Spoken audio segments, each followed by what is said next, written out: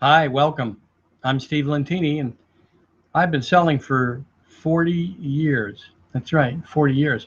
I've also been a trainer, an author, a speaker, still speaking and writing. I'm still an author. Sales Success for the Rookie, How to Succeed at Sales Right from the Start.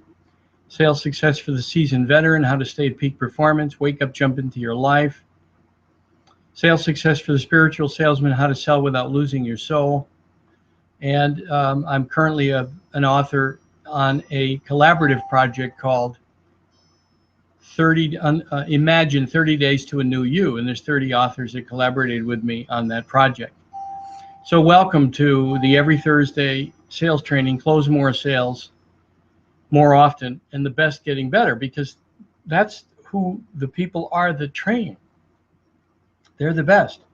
So a lot of people poo-poo training. They don't want to hear about anybody else giving them ideas, and typically, that's because of a lack of intelligence or a lack of knowing better, thinking that they know it all, and that's the worst place you could be at, especially if you're in your 20s or your 30s.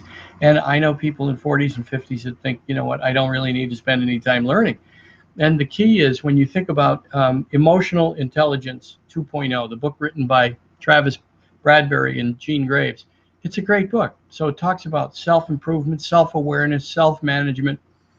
If you're not, if you've just grown complacent and think the way you show up is perfect, well, you've plateaued. I've met hundreds of salespeople who really have, well, I guess they have their head up their ass. I mean, I don't know what any other way to say it, because they think they know it all and they think there's no other way but their way.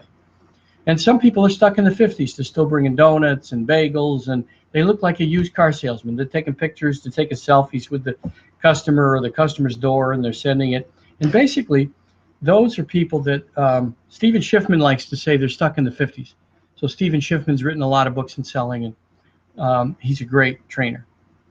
In Sandler Sales Institute, I was the licensee for over 5 years before I wrote my own program. And in the Sandler Sales work, they talk about, again, understanding what your impact is on the prospect, right? So the prospect's the one in charge.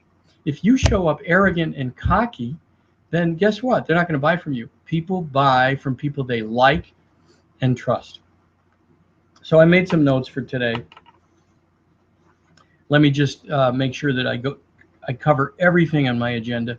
So if I'm in a sales training room or I'm doing a seminar, I have notes that I go back and forth to. And I'm going to do the same with you from time to time. So a lot of it I have memorized, but a lot of it I use notes, just an outline to prompt myself. So that's what I'm going to do.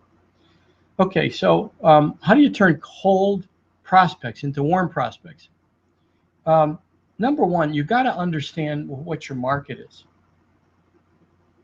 And once you understand your market, and it might be multiple, 2 or 3 or 4 markets that you're really good at, and if you look over your existing customer base, you'll see there's information in that database. You'll see in your customer database a major, the 80-20 rule. So 20% of your customers will be giving you 80% of your business. And from that diamond mine, right, from that diamond mine, what you want to do is replicate that. It's a system.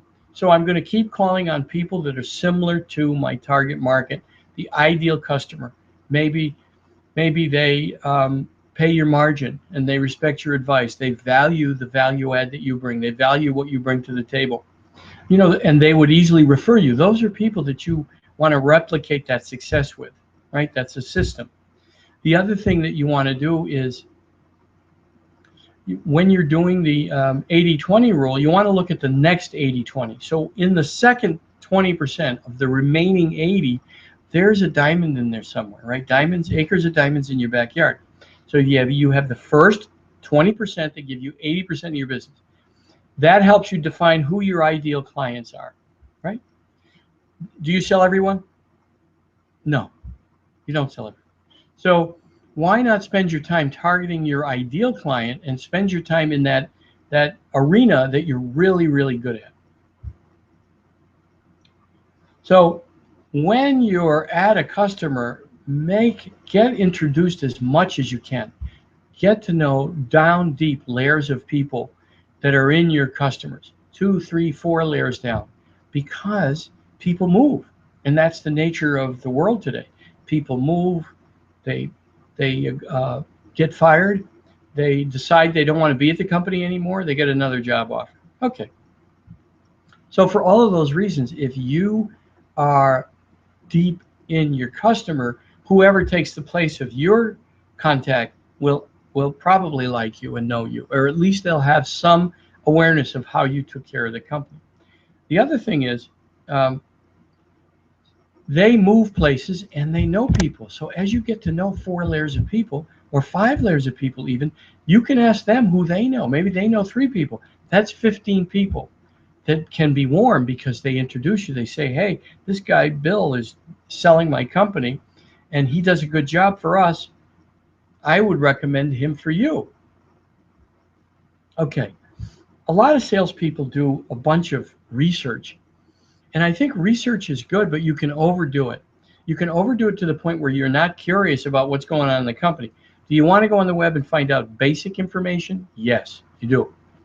Don't overdo it, because then you become cocky and you're not asking enough questions. Now you're talking to tell the customer, show the customer how much you know and how great you are. It's not about you, right? Go to the emotional intelligence book and you'll find out self-awareness is learning it's not about you. It's being present with others. So that's the way of the future. The way of the future is helping people by, letting them know you're totally present with them. And that's how you do that, is you let them talk and you ask questions and you take notes. And breathe so that you're in your body and present with them.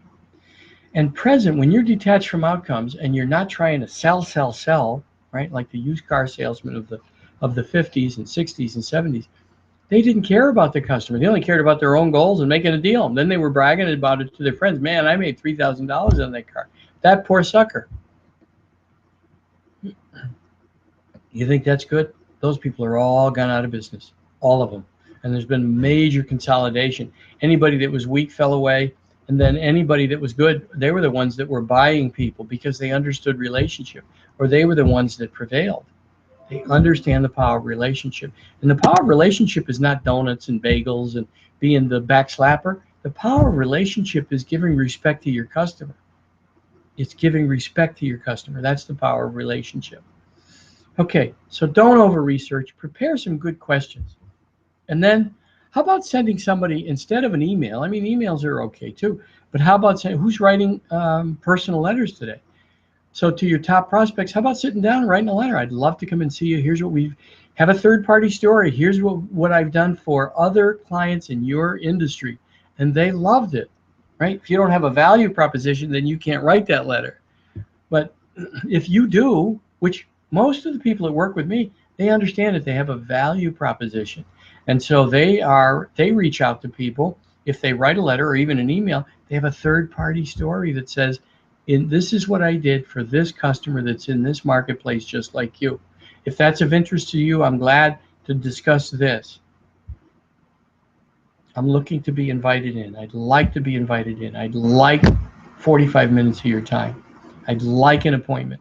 Be direct. A lot of people are not direct. I was with somebody last week and I said to the customer, I was with another salesperson, and I said to their customer, we want the business. We're helping you in certain areas. We're helping you improve. We're helping your productivity. And we need the other things that you're buying. I know you're buying other things. We were right there standing in the room with a lot of other things. And the guy said, yeah, all right, I'll buy them from you. I'll hook you up with my son-in-law, George. He runs the business. He'll buy. But I asked directly. That's the key. What's the thing? What's the worst they can say? No, you don't have the business anyway. We didn't have the business anyway. So what's the worst that could happen? Okay, so, there's always gatekeepers, right? Don't do kitschy things with gatekeepers, like bring them a prize or a gift, or, again, don't do the donut or the bagel thing. It's 1950s. Don't overdo it. Have respect for the person. Ask their name. What's your name? Mary, Bill, Sam. Sam. So if you were me, how would you approach the company? Here's what I do. I've helped a lot of companies like yours. Maybe you would get credit for it. I don't know. But if you tell me who to call on, I know I can save your company money. I know I can help your company improve productivity. I know I can help your company get better at X, serving, they're going to look better at serving their customers, serving your customers. Wouldn't that be a good idea? Who would I call on? So at least, again, you have a story, a third-party story. Maybe even say, I helped a company, right? Just like I said, if you're approaching the buyer or the owner, you'd have a third-party story. Well, why not have a story for the gatekeeper? Make them feel important. Okay. So emotional intelligence. The authors of the book, Emotional Intelligence. The beauty about emotional intelligence is you can raise it. And so I know a lot of people who are working on themselves and they've really changed their lives. And the only thing they did was they changed. So you can go around expecting everyone else in the world to change, and it's unrealistic. It's actually nuts. Yeah, you're nuts. You can't control other people. So, by the way, it's not a personal nuts. I'm just telling you that you're crazy. I've spent time there thinking I could change other people. And until I spent the last 25 years changing myself, my life changed immeasurably. I'm not just talking about wealth. I'm talking about money. I'm talking about health. I'm talking about family. I'm talking about conquering many goals and major milestones, closing millions of dollars in business for other people and for myself. Okay, so millions of dollars. And then when I sat down and thought about what is the difference, why is it that I'm able to move people in huge ways, sometimes for myself, sometimes for others, but I'm able to move people in huge ways because I always leave space for how they show up. And then I'm working on changing myself. So if I notice, let me give you an example of self-awareness. So if I notice that somebody bugs me, I'm self-aware enough now because I've studied it and I'm working on changing myself. I'm self-aware enough now to know that they bug me because something in them is something I have, right? I have something, the same something that bugs me about them in me and I don't know it. So I'll say it again. I have something in me that bugs me that customers are calling. The phone's ringing off the wall. Okay, so what bugs me about others is something I have in myself. I've got it and I don't realize it. So I'm grateful to have learned that because when people really bug me, and fewer do now because I just look at them and go, okay, so I got that.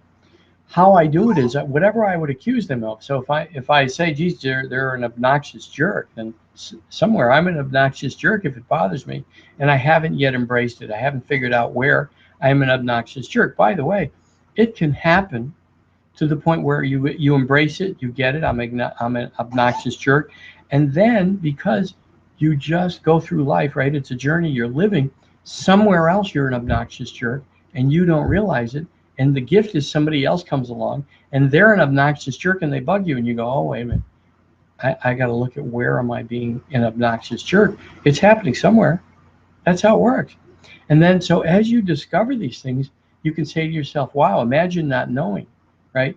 If you never figured out that you're being an obnoxious jerk to this person or somewhere else, maybe on the job, then you can advance, right? So this person shows up, they bug you like hell, and you go, what would I accuse them of? Well, they're an obnoxious jerk. Now you know you're an obnoxious jerk somewhere, and you can start to look at it. And when you find it, with whatever person or on the job or on a project, wherever it is you're being an obnoxious jerk in your relationships, maybe your primary relationship, I don't know. Wherever it is, you'll notice as you change, the other person doesn't bug you anymore. It's a fascinating experiment. It really is.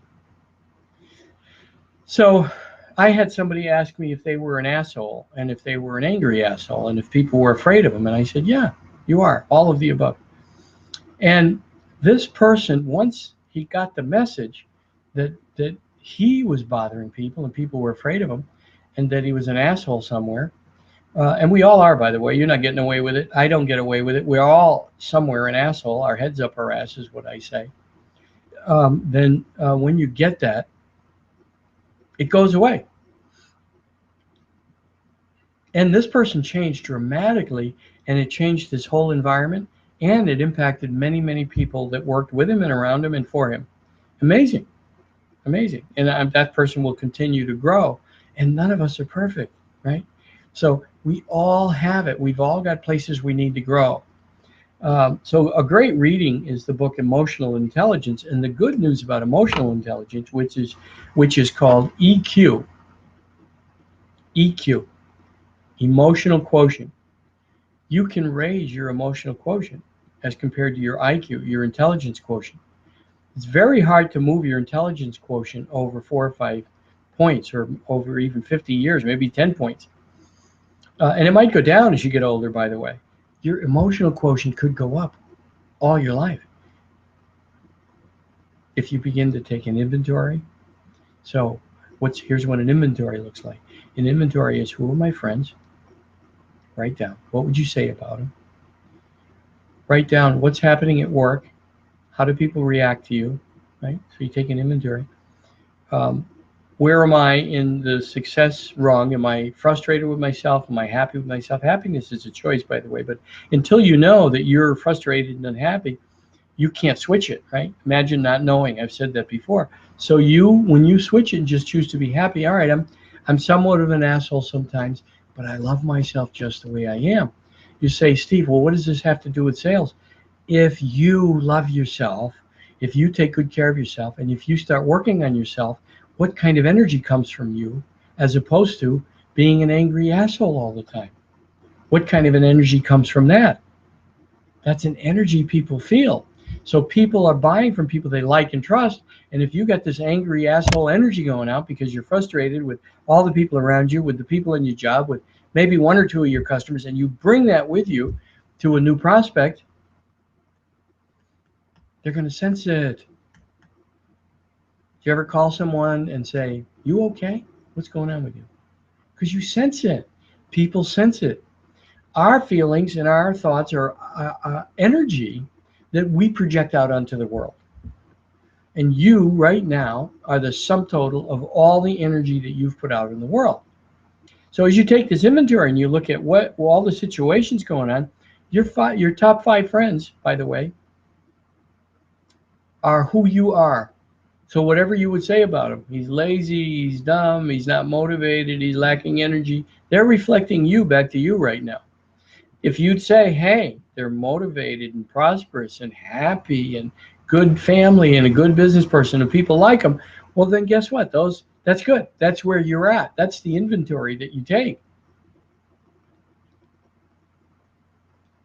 You know, it can be confronting.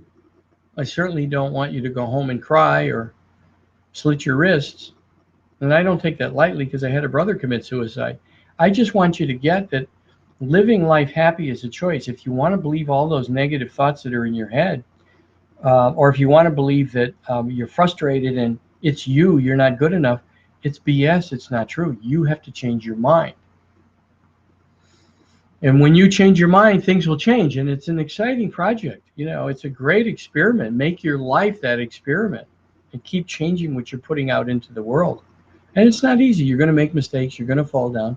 You're going to have people that you're angry at and are angry with you. And just keep working through it. That's all. Just keep working through it. Keep communicating through it. And keep looking at it. That self-awareness, that emotional intelligence, keep looking at improving that, raising the number, raising how you are with other people, changing how you show up with other people, how you show up in the job, how you show up in the phone. What are you thinking when you pick up the phone? What are you thinking when you're in front of a prospect? What are you thinking when you're in front of the boss? Make a connection. Make eye connection, right? Connect with your boss. Connect with your prospects. Spend a minute. Shake their hand and don't say a word. Just look them in the eye. Nice to meet you. Thank you so much. I'm grateful for the time. What's happening? What's going on? I've read a little bit about your company. I don't know it all. Here's a little bit of what I know. Now you fill me in. What's going on? How can I help? You know, you have questions. The last time you made big changes in the company, which, by the way, are deciding to go with us, is a big change. I admit it. What happened the last time you made that change? How did it go? What was good? What didn't work? What did you learn? What would you do different? What are you looking for in a customer, in a supplier, now that you're making this change again? What are you looking for in a software supplier? What would scare you? Right? I want to know what would scare them away. What are they like? Have they seen other suppliers so far? Would they mind sharing what they liked? What didn't they like? What's most important to you? If I gave you the three things that you said to me were important when I sent you the email about having a productive meeting, right? I sent you an email about having a productive meeting, and I asked you to list the top three things that we'd cover. Which one's number one? Why is it number one? What if I said we could fix number one? We could only get you half of the way there. What if I said that? What if I said I can get you 70% of the way there, or 80? I would never say 90 or 100. Oh, we can do all that. People are scared of that. That's bullshit promises. Everybody makes mistakes. If you're converting a company to your software from somebody else's, your people are going to make promises that are unrealistic. You've got to control it. That's your job. And they're going to make mistakes. They're going to tell them, yeah, I can fix that. We can write that. We can do that in a week. And it's a month later. I know from experience. People overpromise and underdeliver. The thing for you is, if you're running the job, you underpromise and you overdeliver. You're in charge of the job. People think promising next day like makes them better. No, promising, if it's Monday, promising them a week from Friday is better. Then you show up on Wednesday, or your company shows up to deliver. Hey, we're going to get there on Monday instead of a week from Friday. Wow. Okay. But you control the promises, and so many people don't understand how to underpromise and overdeliver because they have no self-awareness. They're worried. They're so attached to the outcome. They're worried what the customer will think, and so they promise something that's not even realistic. You could say it a little softer, like, what if I said it's not going to be till next Friday that we get our crew into you? Or what if I said it's 3 weeks? What are you looking for?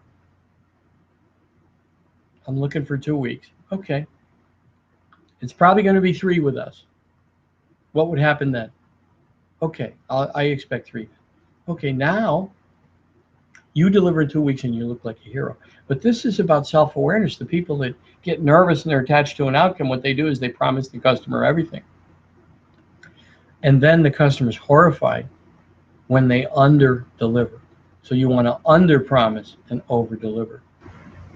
That's not a new concept, by the way. I'm just saying. So some of the other things that we want to cover today is when you're talking about closing. Remember I mentioned early on about being direct. Hey, we'd really like this business. So when you're talking about closing, there's a couple ways to do it that make it simple. If you've done enough questions and you've helped the customer here that they need you or not, then you can say, okay, so we've gone back and forth on this. I think I'm hearing what the next step is, but you tell me in your mind, based on what we've said going back and forth, what's the next step in your mind? You see how great that is? You're asking them, what's the next step? Well, what kind of paperwork do you have? Hello, they're going to buy from you.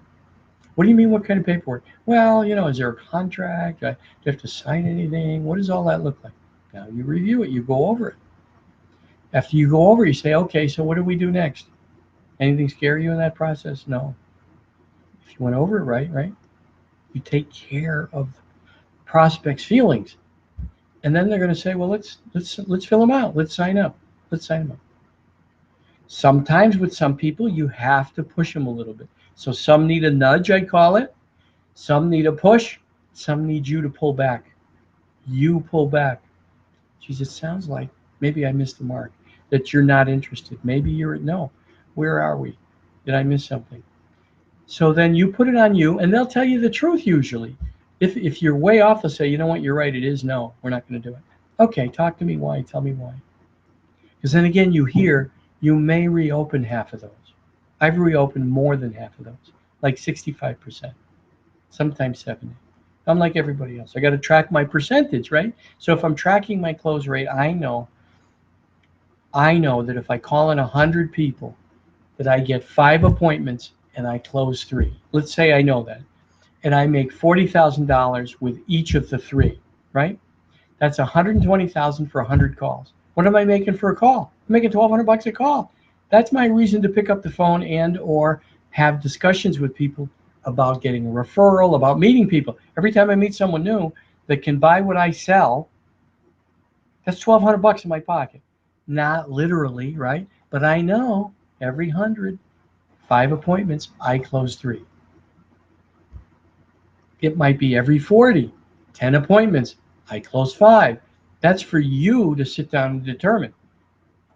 Every 10 appointments, every 20 appointments, every 30 appointments. Understand your close rate and what the dollar value is to your pocket. That's called a cookbook.